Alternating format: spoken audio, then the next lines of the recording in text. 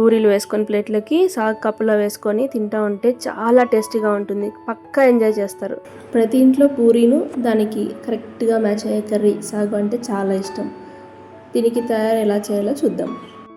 First ఆలు peel చేసుకొని ఇలా చిన్నగా కట్ చేసుకొని వాటర్లో యాడ్ చేసుకొని బాయిల్ చేసుకొని కొంచెం మెత్తగా ఉడికేలాగా చూసుకోవాలి. ఉడికే లోపల మనం మిడిల్లో గోధుమ పిండి తీసుకొని దాంట్లో వాటర్ వేసుకొని కొంచెం సాల్ట్ వేసుకొని కొంచెం మెత్తగా ఉండలాగా చేసుకోవాలి, చపాతీకి తగ్గట్టుగా. ఓకేనా? ఇలా కొంచెం 15 to 20 minutes పక్కన సైడ్ పెట్టేస్తే ఇది కొంచెం బాగా మెత్తగా అవుతుంది. తర్వాత మనం దీన్ని ఉండలుగా చేసుకొని, నేను తీసుకునే పిండికి ఒక 20 పూరీల దాకా అవుతాయి. సో ఇలా రౌండ్గా చేసుకొని బాల్స్ పక్కన పెట్టేశాను. ఇప్పుడు పూరీలు ఎలా చేసుకోవాలో చూద్దాము. ఇక్కడ మనం ముందుగా రెడీ చేసి పెట్టుకున్న రౌండ్ బాల్స్ తీసుకొని ఒక్కొక్కటిగా కొంచెం ఆయిల్ పక్కన వేసుకొని పిండి రేకుకు తగులుకోకుండా ఎక్కువ అంటుకోకుండా ఆయిల్తో చేసుకుందాం. మనము ఒక్కొక్క పూరీని ఇలా రుద్దేసుకున్న తర్వాత పక్కన పెట్టేసుకుని ఒక 5 to 6 పూరీస్ ఇలా 5 to 6 రేకులు ఇలా రెడీ చేసి పెట్టుకునేసి పూరీకి ఆ లోపల ఆయిల్ వేడై ఉంటుంది. సో ఒక్కొక్క పూరీని ఇప్పుడు మనము చేద్దాం. ఎలా చేయాలో చూడండి. ఎంత బాగా బూరెల్లా పొంగుతూ ఉంటాయి అట్లే పూరీలు, ఎంత బాగా వస్తాయి చూడండి. ఫుల్ పొంగిపోతుంది, ఫుల్ బూరెల్లాగా. ఎంత బాగా చూడండి, చూస్తూ ఉంటేనే అట్లా నోరు ఊరిపోతూ ఉంటుంది, తినేద్దామా అనిపిస్తూ ఉంటుంది పూరీని. ఎంత బాగా చూడండి, ఎంత బాగా ఫ్రై అయిపోతున్నాయి. ఇలా ఫ్రై చేసుకోండి. ఇలానే సేమ్ మిగిలిన పూరీలన్నీ కూడా, మిగిలిన బాల్స్ అన్నీ కూడా మనం ఒత్తుకొని ఇలా పూరీలా చేసుకోవాలి. అంతే.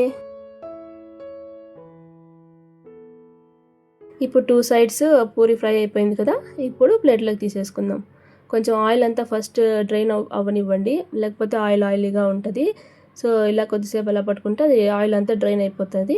సో ప్లేట్లోకి తీసేసుకుంటే సరిపోతుంది. సేమ్ ఇలానే రిమైనింగ్ అన్ని పూరీలు కూడా మనము చేసుకోవాలి.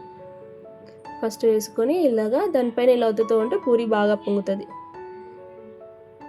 అలా ప్రెస్ చేస్తే కొంచెము పూరీ బాగా ఫుల్గా పొంగేస్తుంది అనమాట.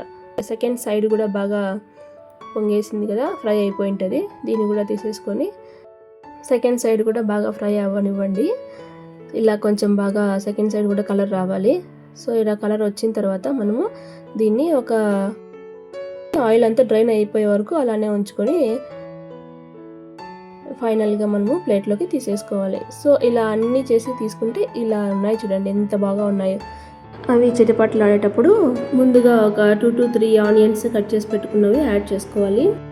కడాయి పెట్టుకొని అందులో ఆయిల్ వేసుకొని జీలకర్ర వేసుకొని త్వరగా ఫ్రై అవ్వడానికి సాల్ట్ వేసుకొని 1 teaspoon అంత పసుపు యాడ్ చేసి ఇవి బాగా ఫ్రై చేసుకుని ఆనియన్స్ బాగా ఫ్రై అయ్యేలాగా చూసుకోవాలి. ఫ్రై అయిన తర్వాత మనం పక్కన ఉడికేసి పెట్టుకున్న ఆలూస్ తీసుకొని అందులో వాటర్ పక్కన వేసేసి దీంట్లో యాడ్ చేసుకోవాలి. యాడ్ చేసుకున్న తర్వాత ఇది కూడా కొంచెం ఫ్రై అయ్యేలాగా 2 to 3 minutes అలా ఫ్రై చేసుకోవాలి. ఒక 2 to 3 minutes ఫ్రై చేసుకోండి.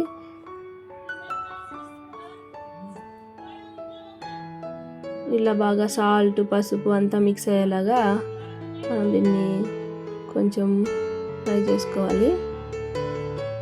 ఇలా ఫ్రై అవుతూ ఉన్నట్టుగా కొంచెం పక్కన శనగపిండి కొంచెం వాటర్ మిక్స్ చేసుకున్న వాటర్ దీంట్లో యాడ్ చేసుకోవాలి.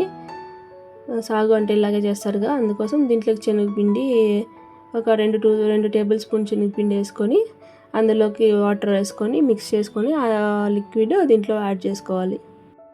ఆనియన్స్ శనగపిండి లిక్విడ్ అంతా బాగా మిక్స్ అయ్యేలాగా చూసుకోండి. మిక్స్ అయిన తర్వాత ఇది కొద్దిసేపు బాగా ఉడకాలి. అంతకుముందు దీంట్లోకి కొంచెం పచ్చిమిరపకాయలు కట్ చేసి పెట్టుకున్నవి యాడ్ చేసుకోండి. నేనైతే ఇక్కడ ఒక 4 to 5 పచ్చిమిరపకాయలు యాడ్ చేసుకున్నాను. కొంచెం కారం ఉండేటివి అయితే 3 అయితే సరిపోతుంది.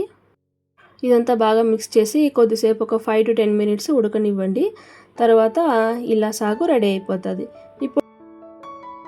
ఇప్పుడు పూరీలు వేసుకొని ప్లేట్లకి సాగు కప్పులో వేసుకొని తింటూ ఉంటే చాలా టేస్టీగా ఉంటుంది. పక్కా ఎంజాయ్ చేస్తారు.